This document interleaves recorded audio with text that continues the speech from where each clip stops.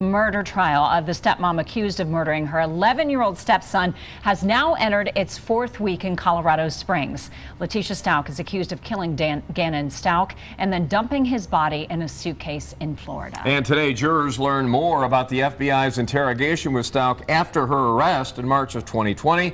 News 5's Ashley Portillo joins us live from the courthouse with more developments tonight. Ashley?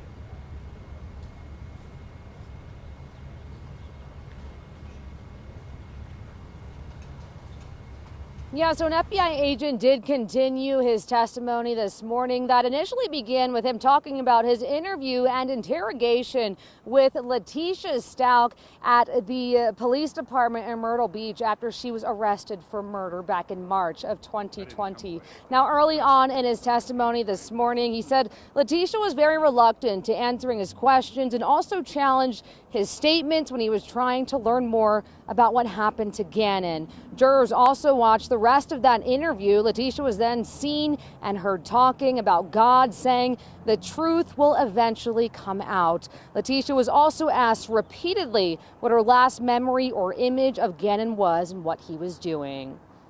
I saw nothing negative. I saw nothing with Gannon. You're telling me nothing. You're saying nothing. Okay. Just tell me what you did see, the positive.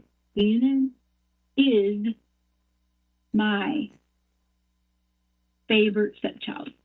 My favorite. I know everybody says they have favorites and things like that, or they say not really necessarily favored or whatever, but he was.